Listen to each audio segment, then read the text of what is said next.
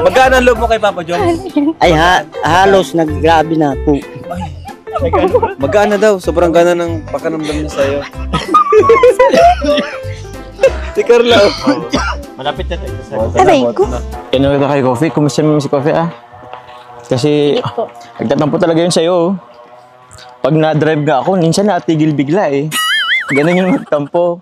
O di ba delikado? Kaya tingnan mo naman kahit konti lang. Ayan. Ano pala? Marunong ka ba mag-drive?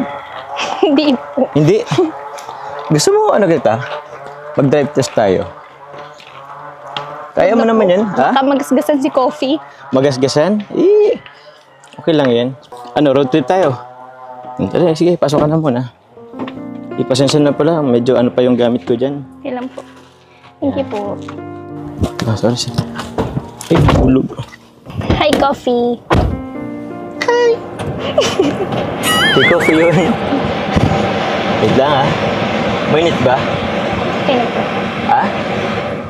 Sensya na, hot kasi ako Ano, road trip tayo. Madalian lang. Sige po. Sige. Mag-seatbelt ka na muna. Ako po, kasi natunog kasi pag di na seatbelt Tsaka for safety na rin. Ayun. Ano? G! Go na. Ay! Yun. Komportable ka? Opo. Ayos. Ano, punta na kaya tayong diet? May pasok po ako bukas May pasok ka pa? Ba't di pa pala kayo tapos? May na Ano pa po? 31 pa po ang graduation namin. 31? Okay. 31 yun ano? Di ba ako invite? Sige po, kayo pumalak. Gusto niyo pong pumunta po. Ay, pupunta talaga ako kahit hindi mo ko invite. 31. Sige. Ino-notes ko yan. Pupunta tayo sa graduation. Uy, tanda ko tong lugar na to Di ba dyan ka na nila Kalingap lang? Opo. Tapos ito. Di ba dito tayo nagtinda? Yan Tapos may mga bata pa dito yun Nakaya nga medyo sumayaw ako dun Pero naman, pang ano yun pang hatak. Naubos nga po yung tinda ko din. O, di ba nga? Ang galing ko kasi magtinda. O, bilib ka na sa akin. Grabe. Tagal na pala Tagal na pala nung nagkagusto ko sa'yo. Ikaw ba? Kaya mo ba ako magustuhan? Tagal din Pero may gusto ka na sa akin, ayaw mo lang sabihin.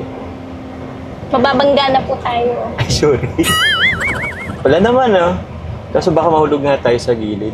Medyo nakakahilo po Nakahilo ka? Opo. Grabe naman. Alam mo, pare-paras kayo ng complaint sa akin. Pati si Kalingap nahilo din dito. Kasi nga, ano rin to kasi itong Tingnan mo, lubak-lubak naman kasi itong daan. Alam mo, tagal na rin pala nung pumunta ako sa inyo. Ito na yung gate nyo, di ba? Nakamiss punta yung dati nyong bahay. Kailan ba ang bakasyon nyo? Tagal na namin naghintay ni Coffee. Malapit na po. Sa 31 na nga po yung graduation namin.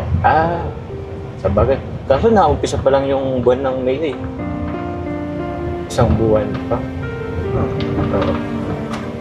Ay, may naisip ako, Carla. Ano kaya kung sa graduation mo, ako na lang mag-service sa inyo? Ako si Coffee mag-service sa inyo papuntang school. Sure po kayo. Oh, yes naman. Sure na sure yan. Para at least hindi ka na